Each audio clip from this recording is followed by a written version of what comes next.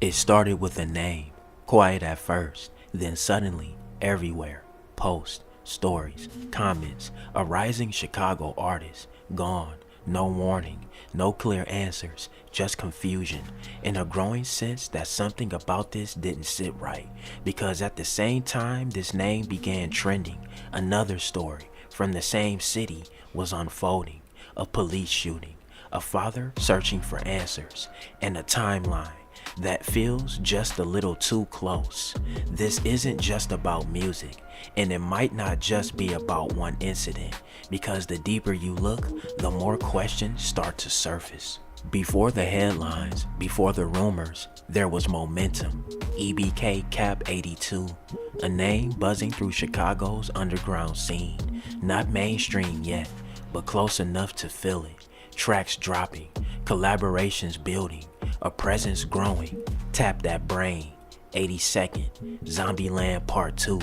Each release pulling more eyes toward him, and if you were paying attention, you could tell he wasn't just making music, he was building something. Connections in the 82nd and TTD circles.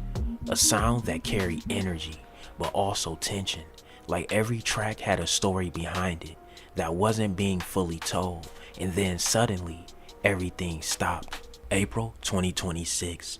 No official rollout, no confirmed details, just post. RIP. Can't believe this. What really happened? The kind of messages that spread fast, but explain nothing. Fans flooded comment sections. Friends dropped cryptic reactions. Some said it was a shooting. Others said it was deeper than that. But nobody seemed to agree on what actually happened. And that's when things started to get strange, because while people were trying to understand what happened to EBK Cap 82, another story started gaining attention.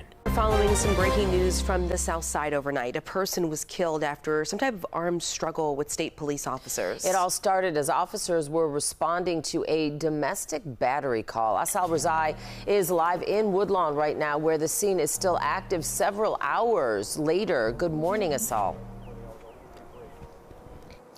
Yeah, good morning, Dana. Audrina, we'll show you the best we can the active scene that you just mentioned here. You can see it is crossed, there's police tape crossing off this street here. We're right at 65th and St. Lawrence. We're trying to pinpoint why state police were first to respond to this call. Chicago police say they heard a call for help by ISP over the radio. Again, this is on a residential street here in Woodlawn. We'll show you video we have overnight, gives you a better look at the scene. You'll see red police tape blocking off the street corner here.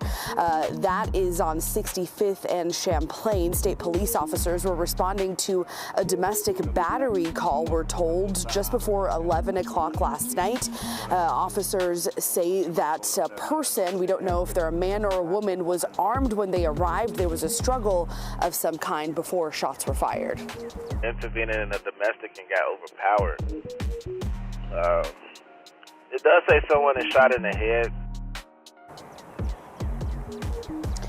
And that person that was shot was pronounced dead at a hospital shortly after. We're told a gun was recovered from the scene here. No officers were hurt during this shooting. Back out here live this morning, we are hoping to find out more information about that person that was killed. State police say they'll be turning over all the evidence that they have to the state Cook County Attorney's Office. Same city, same week.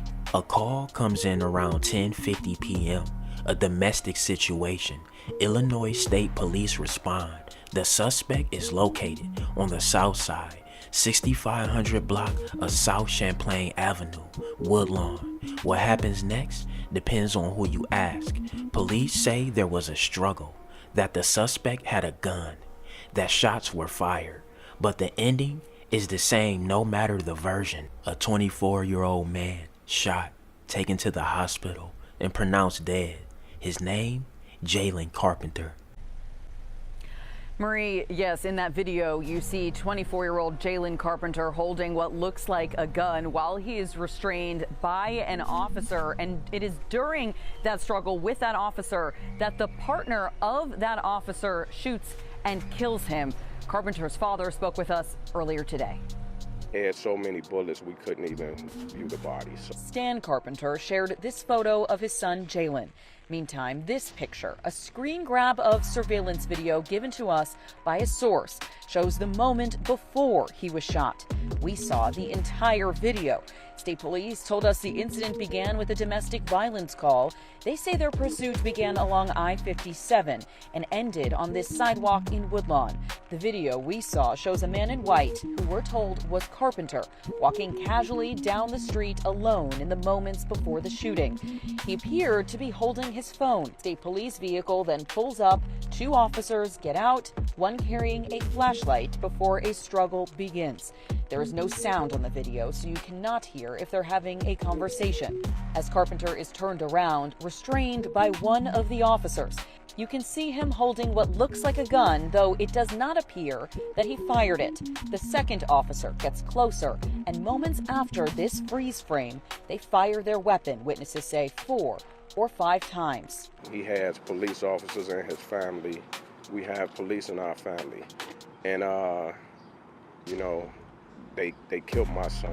Stan Carpenter returned to the scene today. Just over here trying to see where he took his last breath in a cold street and died alone. He says he wants a full investigation. I want to see body cameras. I want to see the evidence. Adding that his son Jaylen had a 1-year-old child of his own. I'm hurt right now. My family is hurt behind this. He was a good kid, worked for Amazon, made some mistakes in his life, and he was doing good. And we do know that Carpenter was out on electronic monitoring after being accused of aggravated assault earlier this year. That trial has not happened. He had not been convicted of that crime at the time of this shooting. And we have reached out to Illinois State Police for more answers about this, mainly trying to figure out exactly why the officer felt it necessary to shoot and kill Carpenter on the sidewalk here late last night. We have not gotten any concrete answers from Illinois State Police. They would only tell us that the investigation was ongoing. The next day, a father walks the same block where his son died, looking for something, anything, cameras, footage, proof, because the official story doesn't make sense to him. He says his son didn't even live there, didn't belong at that location, and more importantly, wouldn't do what police are claiming. He describes his son differently, a worker, a father, someone trying to rebuild his life, someone with a 2-year-old child waiting at home. And then surveillance video surfaces, not clear enough to answer everything, but clear enough to raise more questions. It shows a struggle, a trooper restraining Jaylen, and then another officer firing from behind. No warning shots, no hesitation, just gunfire. And suddenly, this isn't just a case anymore. It's a debate. Now step back for a second. A rising drill artist reported dead. A police shooting under investigation. 2 separate situations. At least, that's what it looks like on the surface. But in a city like Chicago, where music, streets, and real-life events constantly overlap, people start asking questions. Was this coincidence, timing, or something more connected than it seems? Because the truth is, in this environment, stories don't always stay separate. They blend, they collide, and sometimes they reveal patterns you weren't supposed to notice. You're following some breaking news overnight from the South Side. A man was killed after police say there was an armed struggle with him and state police. It started when officers responded to a domestic battery call. Asal Razai is live in Woodlawn right now, speaking with the family of the man who lost his life earlier today. Asal? Yeah, Dana, Audrina, and I want to start really quick with a piece of information I just got from Illinois State Police within the last 5 seconds or so, and they confirmed that Illinois State Police officers were responding to a call of domestic abuse that originated on I-57. Officers located that call and engaged with the suspect here on South Champlain Avenue. Now, as you mentioned, we did talk to the father of the victim that was killed here. He was very distraught. He told me he believes police officers assassinated his son. He says his son was a young father to a 2-year-old. Listen to what he told us here this morning. He brandished a gun, but my son wouldn't have did that. You know, he wouldn't have pulled a gun on a police officer. He had respect. He has police officers in his family. We have police in our family. And, you know, they killed my son. They shot him multiple times in the head. And this is the photo he shared with us of his son, 24-year-old Jaylen Carpenter. He says he was shot and killed here by officers last night. And then next we'll show you video of the scene. You can see red police tape blocking off this street corner. This is near 65th and Champlain.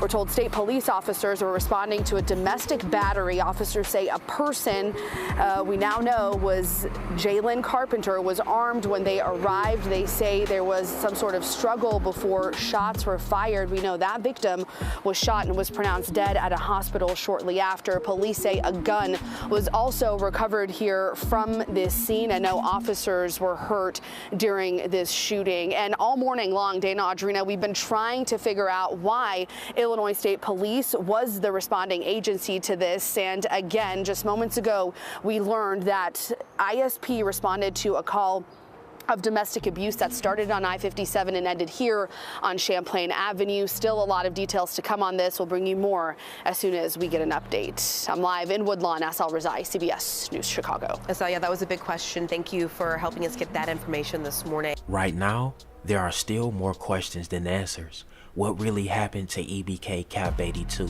What exactly unfolded that night on Champlain Avenue? And why do both stories feel like pieces of something bigger?